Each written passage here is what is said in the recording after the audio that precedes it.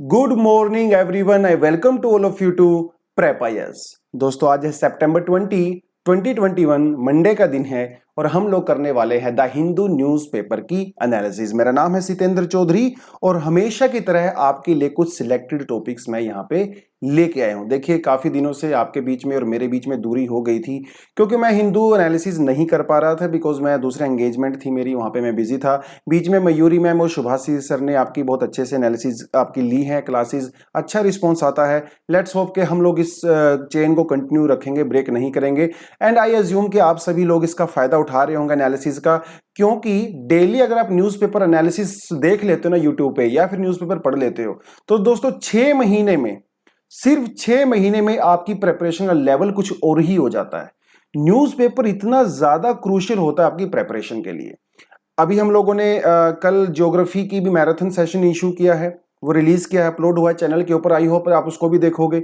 Marathon session थोड़ा बड़ा हो जाता है कई बार, लेकिन उसका ब्रेक करके टुकड़ों में आप देख सकते हो। चलिए ज्यादा डिले नहीं करते हैं, आज के न्यूज़पेपर की शुरुआत करते हैं। और एक चीज आपको और बता दूं, अभी कुछ दिनों तक एनालिसिस मैं ही लेने वाला हूं क्योंकि मयूरी मैम जो है वो उनका शायद एग्जाम है, वहां पे बिजी रहेंगी और सुभाषी सर बीच बीच में एनालिसिस लेते रहेंगे और मोस्ट ऑफ द पार्ट मैं आपका यहाँ पे कंटिन्यू करने वाला हूँ। तो अभी ये अपना जो साथ है, थोड़ा सा जो गैप आ गया था, अभी उस साथ को हम जो उस गैप को ब्रिज करने वाले हैं और इस कनेक्शन को दोबारा से हम लोग एस्टेब्लिश करने वाले हैं। चलिए स्टार्ट करते हैं, ज्यादा डिले नहीं करते हैं, देख लेते हैं कि आज हम लोग क्या क्या करने वाले हैं। चलिए, तो पेज नंबर साइड में दिया हुआ आप यहाँ पे क्लियरली देख सकते हो। कोई ज्यादा नंबर ऑफ न्यूज आज ज्यादा नहीं है, लेकिन जो भी न्यूज हैं वो आपके लिए इंपॉर्टेंट हैं। उनमें से कुछ न्यूज जो रिपीटेड हैं और कुछ जो न्यूज हैं वो नहीं है। चलिए, पहले पेज पे हम लोग करने वाले हैं एनआरसी इज फाइनल।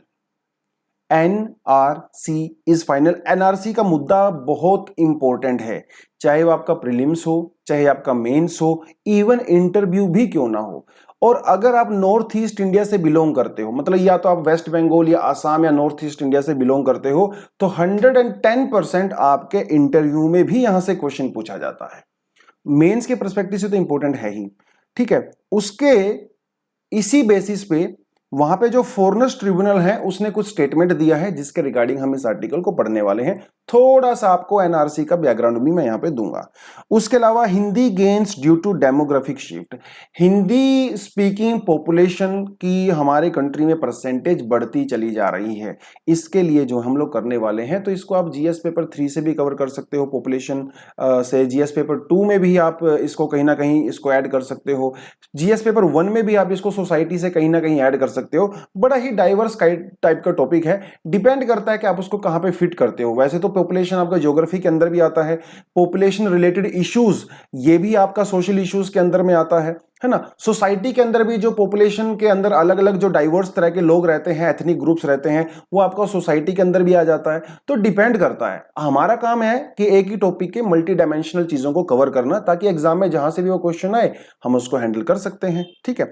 अगली जो न्यूज आने वाली है अपॉइंटमेंट ऑफ जजेस को लेके है। पुरानी न्यूज है, रिपीटेड है। कॉलेजियम सिस्टम के बारे में थोड़ा सा आपको बताऊंगा। यहां पे कुछ अभी प्रोग्रेस हुई है, उस प्रोग्रेस के बारे में थोड़ा सा मैं आपको बताऊंगा, इसीलिए थोड़ा सा रेलेवेंट आपके लिए हो जाता है। उसके अलावा anti tank missile GS paper 3 से, डिफेंस वाले पोर्शन से, या फिर साइंस एंड टेक वाले पोर्शन से भी आप कह सकते हो, डिफेंस वाले पोर्शन से भी कह सकते हो, इसको हम लोग यहां पे कवर करने वाले हैं क्योंकि ये इंडिजेनस है। अगला जो हम लोग करने वाले, आज मैंने 2 एडिटोरियल छोटे छोटे यहां पे इंक्लूड किए हैं बिकॉज बहुत मेजर कोई एडिटोरियल आया नहीं था, बहुत ज्यादा न्यूज भी नहीं आई थी, इसलिए मैंने 2 एडिटोरियल पेज से आज आपके यहाँ पे टॉपिक इंक्लूड किए हैं। पहले हम लोग करने वाले हैं एम्पैथी के बारे में, कि एजुकेशन में एम्पैथी का क्या रोल होता है। अभी पेंडेमिक की वजह से जो स्कूल्स बंद हो गए हैं उसका स्टूडेंट्स के ऊपर क्या इंपैक्ट पड़ा है। तो काफी इंपॉर्टेंट टॉपिक है ये, एजुकेशन वाले सेक्टर से भी है, सोशल जस्टिस वाले सेक्टर से भी है, और कहीं ना कहीं जीएस पेपर 2 में गवर्नेंस वाले पोर्शन से भी आप इसको कवर कर सकते हो। मल्टी डायमेंशनल टॉपिक है।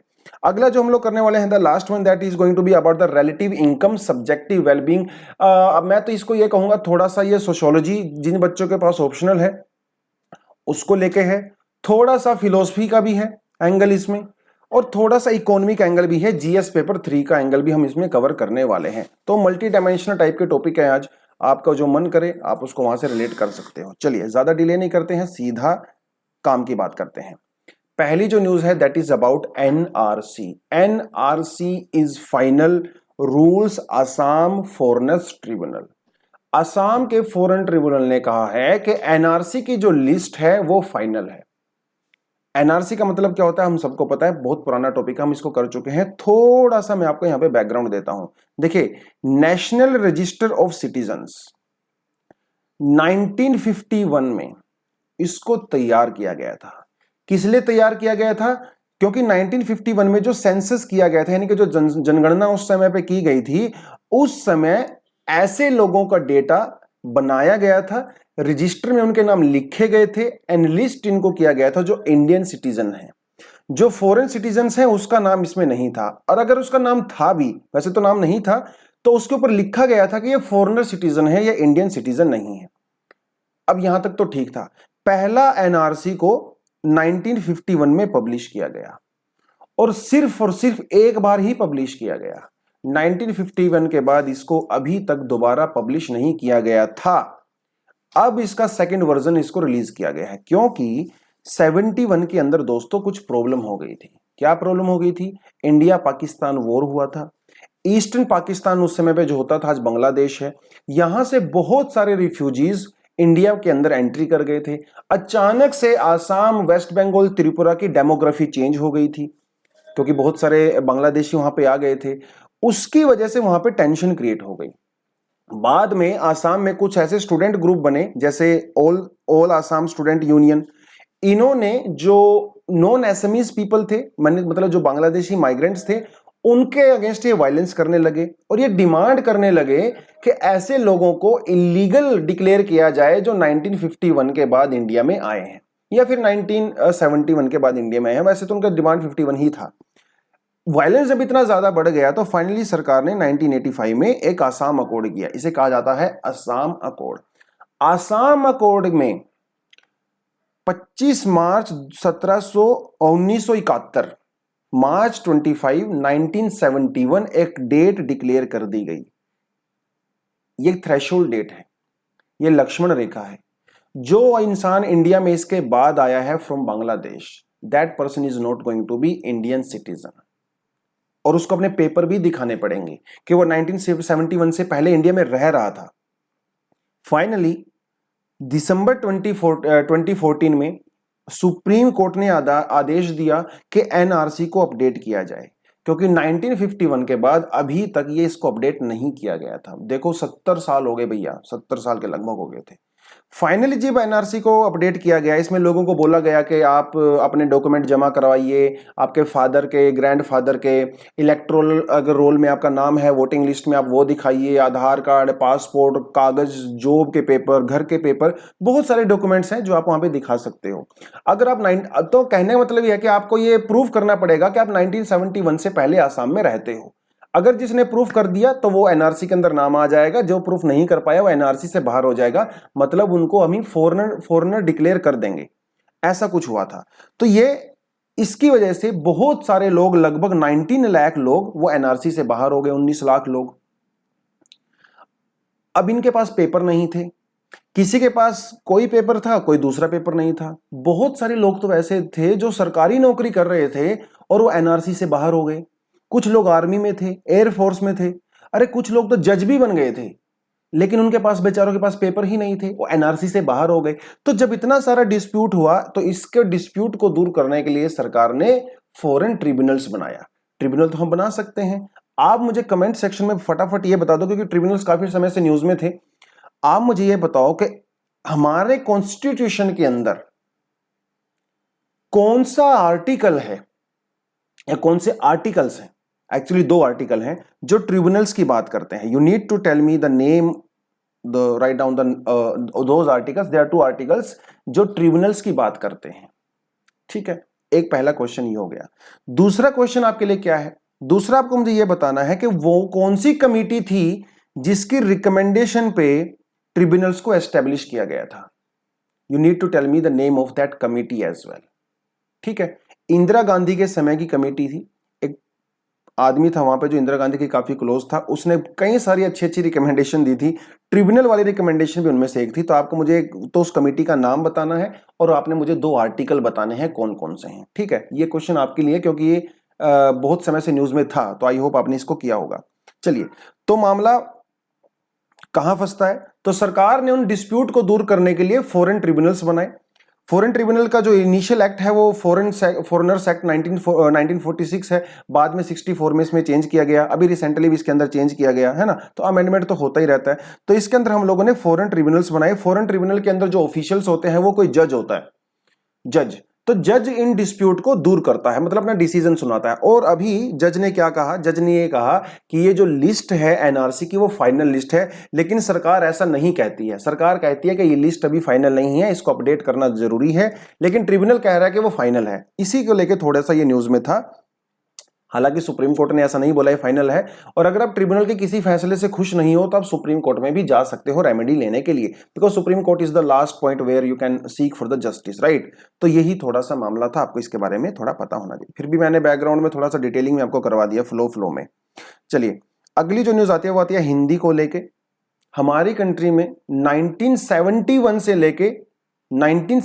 से लेके 2011 के बीच में सेंसस जो हुआ है उसमें यह पाया गया है कि 1971 में हमारी कंट्री में सिर्फ और सिर्फ 36.99 मतलब 37% लोग हिंदी स्पीकिंग थे, और अभी वो पॉपुलेशन कितनी हो गई है, लगभग 44%। मतलब हिंदी का परसेंटेज बढ़ रहा है, हिंदी स्पीकिंग पॉपुलेशन बढ़ रही है, हिंदी का डोमिनेंस बढ़ रहा है। न्यूज में क्यों है ये? देखिए, लैंग्वेज वाला मुद्दा वैसे भी अपनी कंट्री में हमेशा लाइव रहता है। इतनी सारी डाइवर्सिटी है, लगभग 121 ऐसी लैंग्वेज हैं जो 10,000 से ज्यादा लोग बोलते हैं। 35 ऐसी लैंग्वेज हैं जिसको 10 लाख से ज्यादा लोग बोलते हैं। तो मतलब बोलते हैं ना कि कोस कोस पे बदले पानी, 4 कोस पे बदले पानी। तो हमारे यहाँ तो भैया हर 4 कोस के बाद आपको नई लैंग्वेज और डायलेक्ट, आपको भाषा देखने को मिलता है। इतना डाइवर्स और मजेदार कंट्री है अपना, है ना, बहुत इंटरेस्टिंग कंट्री है। तो मामला यहां पे नहीं आता है, मामला शुरू होता है निपुण भारत स्कीम से। जुलाई 2021 में, अभी 2-3 महीने पहले ही सरकार ने निपुण स्कीम चलाई। निपुण स्कीम जब चलाई सरकार ने, तो इसके अंदर जो प्रेजेंटेशन वगैरह दिया गया, जो स्पीच वगैरह दी गई, वो सब की सब हिंदी में दी गई। अब केरला वाले और तमिलनाडु वाले या साउथ इंडिया वाले और नॉर्थ ईस्ट इंडिया के बहुत सारे लोगों ने इसमें ऑब्जेक्शन किया। इन्होंने कहा कि निपुण सिस्टम को आपने जो प्रेजेंटेशन दी है, जो स्पीच आपने दी है, जो प्रेजेंट इसको किया है, वो हम लोग नहीं समझ पाए हैं, जिसकी वजह से ये मामला दोबारा से उठा। उसके अलावा कुछ और भी ऐसे मामले हुए कि जहां पे हिंदी को ज्यादा प्रेफरेंस दी जाती है। वैसे सबको पता है कि जो प्रेजेंट गवर्नमेंट है ये हिंदी को ज्यादा प्रेफरेंस देती ही है। हर स्कीम का नाम अगर देखो तो वो हिंदी के बेस्ड ही है। तो इसको लेकर थोड़ी सी प्रॉब्लम थी।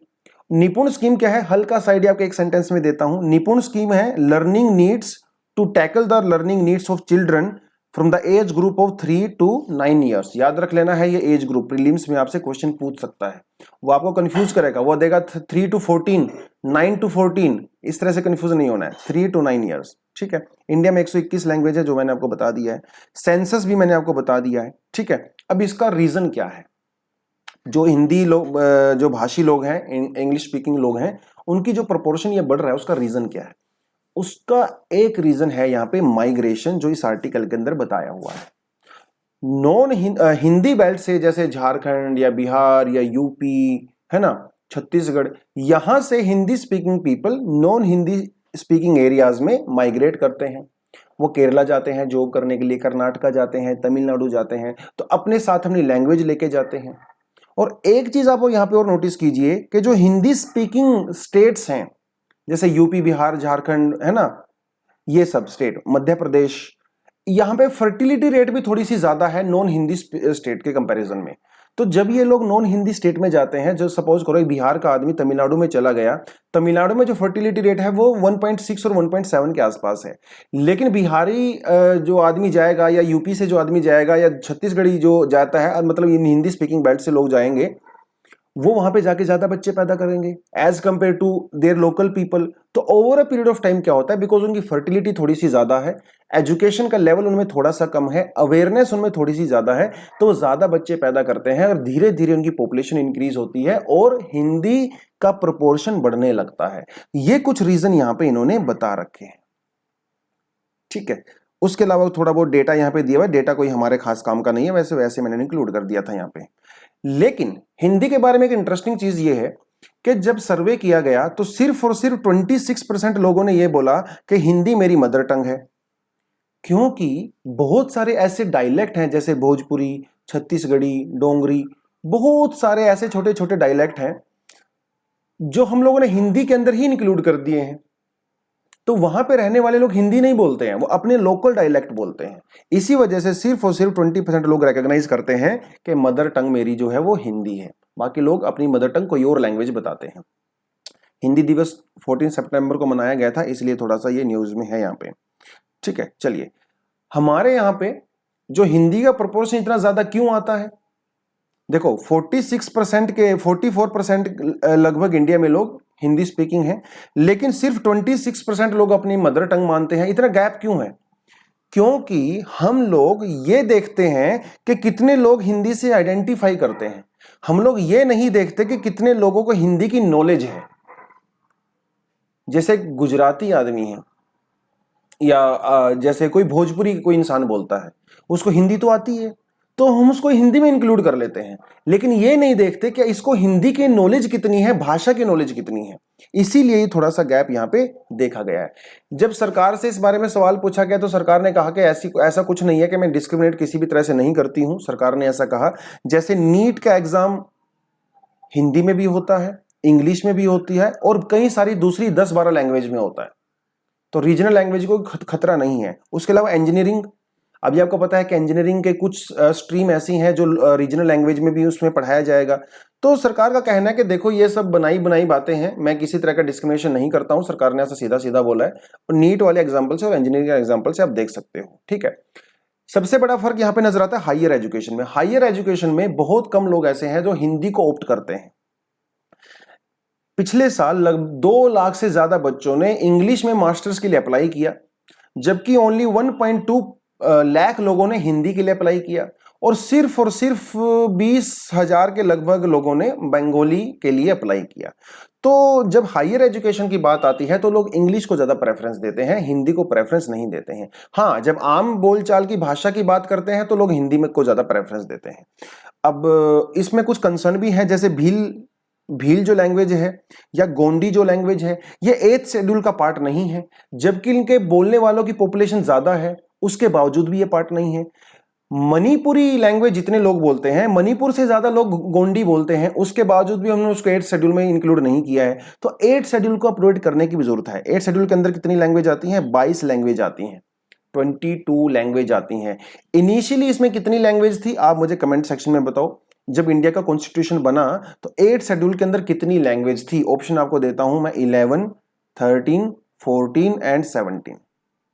आपके पास 4 ऑप्शन है, आपको मुझे कमेंट सेक्शन में बता देना है। उसके अलावा आप यहाँ पे क्लियरली देख सकते हो कि 22 लैंग्वेज कौन कौन सी हैं, कौन से एरिया में बोली जाती हैं और कब इसको इंक्लूड किया गया था। तो थोड़ा सा डेटा मैंने आपको यहाँ पे इंक्लूड कर दिया है। चलिए, अगली जो छोटी सी न्यूज है वो आती है हमारे डिफेंस सेक्टर से।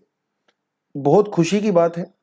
क्यों है? क्योंकि हम लोगों ने एक इंडिजेनस, एक एंटी टैंक मिसाइल बनाई है। एंटी टैंक मतलब अगर पाकिस्तान का टैंक अगर आता है तो हम लोगों ने ऐसी मिसाइल बनाई है कि उस टैंक को हम लोग डिस्ट्रॉय कर सकते हैं। और मजे की बात यह है कि इसको हम लोग हेलीकॉप्टर से भी छोड़ सकते हैं, हेलीकॉप्टर से भी अटैक कर सकते हैं, लैंड से भी अटैक कर सकते हैं। और इसका नाम है नाग। क्या नाम है? NAG। जैसे नाग होता है ना, कोबरा जो होता है, वैसे डस लेता है किसी को, अगर किसी को डंक मार दिया तो वो बंदा समझो गया। तो हमारी जो नाग मिसाइल है ये भी ऐसी है भैया, one of the most advanced anti tank missile है ये दुनिया की। इंडिया की नहीं, दुनिया की मैं बात कर रहा हूं। नाग के ऊपर इसका नाम दिया। अब ये नाग पहले हमारे पास लैंड वाली तो पहले से ही थी, उसका नाम था नामिका। तो नाग मिसाइल का वो वर्जन जो लैंड से अटैक करता है उसको बोलते हैं नामिका, और इसका वो वर्जन जो हेलीकॉप्टर से अटैक कर सकता है उसको क्या बोलते हैं? हेलिना। पहले इसका नाम हेलिना था, अभी इसका नाम हम लोगों ने चेंज करके क्या कर दिया है? ध्रुव वस्त्र। क्या रखा है? ध्रुव अस्त्र। अस्त्र का मतलब होता है वेपन, और ध्रुव क्या है? ध्रुव हेलीकॉप्टर का नाम है। तो उस हेलीकॉप्टर से इसको हम लोग छोड़ेंगे, इसलिए हमने इसका नाम ध्रुव अस्त्र रख दिया। इसकी रेंज कितनी है? 7 to 8 किलोमीटर है। अभी इसकी टेस्टिंग चल रही है, अभी इसको हम लोगों ने अपनी एयरफोर्स के अंदर इंक्लूड नहीं किया है, तो हो सकता है फ्यूचर में करेंगे डेफिनेटली। तो चांदीपुर एक जगह है उड़ीसा के अंदर, एक छोटा सा आइलैंड है, वहां पे हम इसकी टेस्टिंग कर रहे हैं और मोस्टली की टेस्टिंग वहीं पे होती है। डीआरडीओ ने इसको डेवलप किया है, आपको पता होना चाहिए। और इसके अंदर क्या खास बात है, इसके अंदर खास बात है ये infrared imaging Sikar operating in the lock and before launch mode, मतलब इसको बोलते हैं फायर एंड फॉरगेट। एक बार जब इसने टारगेट को लॉक कर दिया ना, उसके बाद ये कहीं नहीं जाएगा, ये इंफ्रारेड वेव का यूज करके उस टारगेट को ही हिट करेगा, उसके पीछे ही पड़ जाएगा जब तक उसको नहीं फोड़ेगा। इसे कहते हैं फायर एंड फॉरगेट। इतनी ज्यादा एडवांस टेक्नोलॉजी इसके अंदर है, इतनी ज्यादा एडवांस टेक्नोलॉजी है। तो lock and before launch mode भी इसको कहा जाता है, फायर एंड फॉरगेट भी इसको कहा जाता है। ठीक है, तो ये थोड़ा सा आप इसको देख लेना। चलिए, और इंडिया में एस्टेब्लिश किया गया तो इंडिजिनस हो गया। अगली जो न्यूज आती है वो आती है हमारे सुप्रीम कोर्ट से। सुप्रीम कोर्ट को कोलेजियम सिस्टम को लेकर आती है। आपको सबको पता है कि कुछ समय पहले सुप्रीम कोर्ट के कोलेजियम ने 68 नामों को रिकमेंड किया था सरकार को। उन 68 नामों में और उससे पहले सुप्रीम कोर्ट के भी 9 जजेस को अपॉइंट किया गया था, रिकमेंड किया गया था, जिनमें 3 महिलाएं भी थी। सबसे पहली बार ऐसा हुआ था कि 3 फीमेल जजेस को अपॉइंट किया गया था, जिनमें से एक चीफ जस्टिस ऑफ इंडिया भी बनने वाली है 2027 में। तो ये कुछ चीजें आपको पहले से पता है। तो ये जो 68 नेम जो प्रपोज किए थे सुप्रीम कोर्ट के कोलेजियम ने हाई कोर्ट के जजेस के अपॉइंटमेंट को लेके, उस बहुत सारे उनमें से अभी नाम क्लियर नहीं करे हैं सरकार ने। सुप्रीम कोर्ट बार बार गवर्नमेंट को बोल रहा है कि प्लीज इनके नाम क्लियर कर दीजिए, लेकिन वो नाम क्लियर अभी नहीं कर रहे हैं क्योंकि वो उसको डिले कर सकते हैं। कोलेजियम सिस्टम आपको पता है क्या होता है। कोलेजियम सिस्टम के अंदर एक सुप्रीम कोर्ट के जज होते हैं, 4 सीनियर मोस्ट जजेस होते हैं। अगर किसी जज की किसी अपॉइंट करनी होती है या किसी हाई कोर्ट के जज को ट्रांसफर करना होता है तो कोलेजियम अपना फैसला सुनाता है। कोलेजियम उन नाम को सरकार को रिकमेंड करता है, सरकार उन नाम को जो है डिसाइड करती है कि इसको अपॉइंट करना है कि नहीं करना है। हालांकि सरकार ज्यादा डिसाइड नहीं कर सकती, सरकार सिर्फ उसका डिले कर सकती है, अपॉइंटमेंट को डिले कर सकती है, डिनाई नहीं कर सकती है। ठीक है, तो ये सरकार का इसमें लिमिटेड रोल होता है। तो सरकार उनके नाम को क्लियर नहीं कर रही है, तो थोड़ा सा यहाँ पे ये कंसर्न है। कोलेजियम क्या है इसको बारे में आप अच्छे से जानते हो, है ना। एनजेसी क्या है ये भी आप जानते हो। 2014 में एक एनजेसी एक्ट हम लोगों ने पास किया था राज्यसभा में और लोकसभा में, जिसके तहत अपॉइंटमेंट के अंदर गवर्नमेंट का रोल भी हम लोगों ने कर दिया था। लेकिन बाद में सुप्रीम कोर्ट ने बोला कि नहीं नहीं, जुडिशरी के अंदर हम लोग गवर्नमेंट का दखल किसी भी तरह से मंजूर नहीं करेंगे, तो इसलिए सरकार जुडिशरी ने एनजेसी को अनकॉन्स्टिट्यूशनल डिक्लेयर कर दिया था। तो अभी भी हम लोग कॉलेजियम सिस्टम के तहत ही अपॉइंटमेंट करते हैं। चलिए, अगली जो न्यूज आती है वो क्या आती है, वो हमारे एडिटोरियल पोर्शन से है, ज्यादा इंपॉर्टेंट नहीं है, छोटा सा है। बात किसकी करते हैं, जो नेशनल एजुकेशन पॉलिसी है 2020, इसके अंदर जो है इन्होंने 2 बहुत शानदार बात बोली है। क्या है, सोशल एंड इमोशनल लर्निंग, जिसे कहते हैं SEL। देखो, टेक्निकल मैथमेटिक्स साइंस के ऊपर तो आप फोकस करोगे ही, उसके अलावा सोशल एंड इमोशनल लर्निंग के ऊपर भी फोकस किया जाएगा, ऐसा हमारी नई एजुकेशन पॉलिसी के अंदर कहा गया है। अब ये सोशल एंड इमोशनल लर्निंग क्या होता है। सोशल का मतलब होता है सोसाइटी, इमोशनल का मतलब तो आप सबको पता है भावनाएं जो होती हैं, है ना, भावनाएं। जो कोई आपकी रोमांटिक फिल्में देख के जाग जाती हैं या एक्शन फिल्में देख के, पैट्रियोटिक मूवी देख के आपकी भावनाएं जाग जाती हैं, तो वो एक इमोशनल लर्निंग है। लेकिन थोड़ा सा इसमें फर्क है। क्या फर्क है, देखो, सोशल एंड इमोशनल लर्निंग के 2 पार्ट होते हैं। एक होता है एम्पैथी और दूसरा होता है थ्योरी ऑफ माइंड। एम्पैथी का मतलब क्या होता है, to understand your emotions and to understand the emotion of somebody else. कि अगर कोई इंसान रो रहा है तो आप उसके इमोशन को अंडरस्टैंड करो कि वो एक्चुअली में रो क्यों रहा है, आप उसके इमोशन को समझो, इसको कहते हैं एम्पैथी। आप उसके दर्द को महसूस करो, इसे कहते हैं एम्पैथी। एक होता है theory of mind. Theory of mind का मतलब होता है to understand others intentions, knowledge and belief. कि आप दूसरे के, मान लो कोई दूसरे रिलीजन से बिलोंग करता है जिससे आप बिलोंग नहीं करते हैं, तो उसके अपने कुछ बिलीफ होंगे, उसकी अपनी कुछ फेथ होगी, उसकी अपनी कुछ नॉलेज होगी।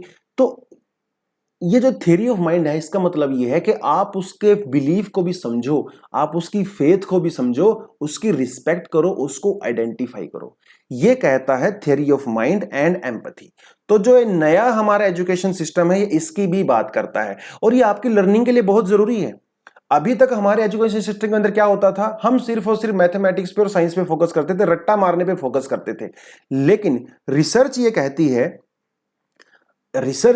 साइंटिफिक रिसर्च ये कहती है कि जो आपके ब्रेन का सामने वाला पार्ट होता है और ये जो साइड वाला पार्ट होता है, ये तब ज्यादा काम करते हैं अगर आप इमोशनली और सोशली ज्यादा मैच्योर होते हो।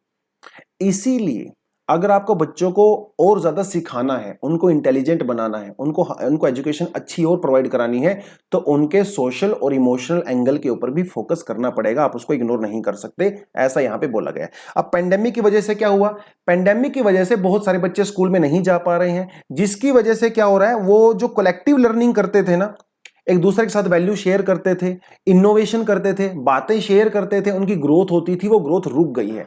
तो बच्चों का सोशल और इमोशनल जो एंगल था वो थोड़ा सा डिस्ट्रॉय यहां पे हो गया है ड्यू टू पेंडेमिक। इसका सॉल्यूशन क्या क्या कर सकते हैं हम लोग, सोशो इकोनॉमिक बैकग्राउंड के हिसाब से हर कम्युनिटी के हिसाब से अपने करिकुलम को डिजाइन कर सकते हैं। जो केयर टेकर्स और एजुकेटर जो होते हैं, जो टीचर होते हैं और जो केयर टेकर होते हैं, उनको टीचर्स को ट्रेनिंग दी जा सकती है कि बच्चों के साथ आप इमोशनली भी एंगेज हो सकते हो। इस तरह की चीजें हम लोग यहां पे कर सकते हैं। ठीक है, चलिए अगला जो एडिटोरियल है वो वैसे तो बहुत ज्यादा डिटेल्ड दिया हुआ है, बहुत सारे फैक्ट यहाँ पे इंक्लूड किए हुए हैं, लेकिन मैंने ज्यादा फैक्ट आपको नहीं बताऊंगा क्योंकि थोड़ा सा साइकोलॉजिकल टाइप का ये एडिटोरियल है। कुछ कुछ चीजें मैं आपको बताऊंगा जो आप इजीली अंडरस्टैंड कर सको। इंटरव्यू के पर्सपेक्टिव से मुझे लगता है ये काफी इंपॉर्टेंट हो सकता है आपके लिए। देखिए, वेलबींग का मतलब क्या होता है, वेलबींग है ना, जिसे कहते हैं भला। What is the meaning of wellbeing? Wellbeing के दो पार्ट होते हैं। एक पार्ट होता है जिसे कहते हैं हम लोग इकोनॉमिकल पार्ट, जिसमें हम लोग जीडीपी की बात करते हैं, आपकी इनकम की बात करते हैं कि आपकी जितनी इनकम होगी आपकी वेलबींग उतनी ही अच्छी होगी, आप उतना ही खुश रहोगे, आप उतना ही हेल्दी रहोगे जैसे जैसे आपकी इनकम बढ़ती है। तो पहला पार्ट फोकस करता है इनकम के ऊपर, दूसरा पार्ट फोकस करता है दूसरी चीजों के ऊपर, जैसे happiness, quality of education, women participation, income distribution. ये सब भी तो वेलबींग का ही पार्ट है। तो वेलबींग के दो पार्ट होते हैं, एक पार्ट होता है पैसे वाला पार्ट, मनी, और दूसरा पैसा होता है social part, education, health, women participation, वो सारी की सारी चीजें, एम्पावरमेंट एंड ऑल दैट, ये दो चीजें होती हैं। तो सोशल वेलबींग एंड इनकम, इनके बीच में क्या रिलेशन है? इनके बीच में रिलेशन होता है डिमिनिशिंग रिलेशन। कैसे? एक समय तक, एक लिमिट तक जब आपकी इनकम बढ़ती है तो आपकी वेलबींग भी बढ़ती है, आप उतना खुश होते हो। लेकिन एक समय के बाद जब इनकम बढ़ने लगती है तो आपकी जो वेलबींग है वो कांस्टेंट हो जाती है। उसके बाद ना आप एकदम सेटिस्फेक्शन पे पहुंच जाते हो। उसके अलावा उसकी आपकी इनकम तो हमेशा इंक्रीज हो सकती है, लेकिन आपकी जो वेलबींग है वो एक स्टैग्नेशन में पहुंच जाती है, वो एक लिमिट में पहुंच जाती है। ठीक है, सर्वे किया गया था NCAER ने और यूनिवर्सिटी ऑफ मैरीलैंड ने इंडिया में 2005 और 2012 के बीच में सर्वे किया, और इन्होंने ये पाया कि कंपैरेटिव स्टडी मतलब आपने पिछली परफॉर्मेंस से आप अपने आप को कंपेयर करते हो कि जैसे 2021 में कितनी इनकम कमा रहा हूं, 2015 में मैं कितनी इनकम कमा रहा था, उसको बोलते हैं कंपैरेटिव स्टडी। एक और भी होता है, वो होता है कि आपके जो दूसरे लोग हैं उनके कंपैरिजन में आप कितना पैसा अर्न कर रहे हो, उसको बोलते हैं कंपैरेटिव स्टडी। यहां पे देखो, एक चीज आपको बता देता हूं मैं, आपने 3 इडियट में वो डायलॉग तो सुना होगा कि जब दोस्त फेल हो जाता है तो आपको दुख होता है, और जब दोस्त फर्स्ट आ जाता है तो आपको और ज्यादा दुख होता है। ये इस स्टडी के अंदर एविडेंस पाया गया है कि जब आपकी ग्रोथ आपके पड़ोसियों से कम होती है तो आप ज्यादा दुखी होते हो, आपका वेलबींग कम हो जाता है जब आप कंपैरेटिव स्टडी करते हो। अगर सभी की इनकम ग्रोथ नहीं हो रही है तो अलग बात है, लेकिन किसी की इनकम बहुत ज्यादा ग्रोथ हो रही है और किसी की इनकम कंपैरेटिवली कम हो रही है तो लोग ज्यादा वेलबींग उनकी डिमिनिश हो जाती है। ऐसा इस स्टडी के अंदर एविडेंस दिया गया है जो 3 इडियट में हमें आमिर खान ने बताया था मतलब आमिर खान उसमें फर्स्ट रैंक आ गया था, है ना, रैंचो। तो income and social wellbeing diminishing होता है, एक टाइम के बाद आपको ना सेटिस्फेक्शन मिल जाता है, उसके बाद आपकी वेलबींग हमेशा नहीं बढ़ सकती है। Satisfaction and income stubble after a point, ये ऑलरेडी पॉइंट मैंने आपको बता दिया है ना। तो जैसे आपकी इनकम 10,000 है तो आप खुश होगे, 1,00,000 हो जाएगी तब आप खुश होंगे, जब आपकी सैलरी 5 लाख रुपए हो जाएगी तब आप और ज्यादा खुश होगे, लेकिन जब आपकी सैलरी 10 लाख हो जाएगी ना तो आप उतने ही खुश होगे जितनी 5 लाख में थे। अगर आपकी सैलरी 50 लाख हो जाएगी फिर भी आप उतने ही खुश रहते हो। तो इनकम आपकी बढ़ती रहती है, लेकिन जो सेटिस्फेक्शन का लेवल है ना वो उस रेट से नहीं बढ़ता है। एक पॉइंट के बाद। ये इस एडिटोरियल में पूरा बताया गया है। मटेरियल गुड की अगर हम लोग बात करें, जैसे आपने मोबाइल फोन ले लिया, अच्छे कपड़े ले लिए, गाड़ियां ले ली, वो सब भी एक लिमिट तक ही काम करते हैं। एक लिमिट के बाद जब आपके पास सारी मटेरियल चीजें हो जाती हैं तो फिर आपके जो वेलबींग और हैप्पीनेस का लेवल है वो स्टैग्नेशन यहाँ पे आ जाता है। ठीक है, तो इस स्टडी के अंदर यही चीजें देखी गई। उसके अलावा और कुछ डेटा यहाँ पे दिया गया है कि अगर आपकी इनकम लेस देन 25% इंक्रीज होती है, 25 to 50% इंक्रीज होती है, या मोर देन 50% इंक्रीज होती है, तब आपकी वेलबींग के अंदर क्या फर्क पड़ता है, तब क्या फर्क पड़ता है। देखिए, लेकिन सबका कंक्लूजन एक ही निकलता है। कंक्लूजन ये निकलता है कि lower relative income lower social wellbeing. मतलब अगर आपकी इनकम आपके पड़ोसियों के और आपके दूसरे सिटीजन्स के कंपेरेटिवली अगर कम ग्रोथ हो रही है तो यू आर नॉट हैप्पी, आपका वेलबींग नीचे हो जाता है। इससे क्या कंक्लूजन लिखता है? इससे कंक्लूजन ये निकलता है कि शेयर्ड ग्रोथ में बिलीव कीजिए, सबकी ग्रोथ में बिलीव कीजिए, rather than the growth of few people.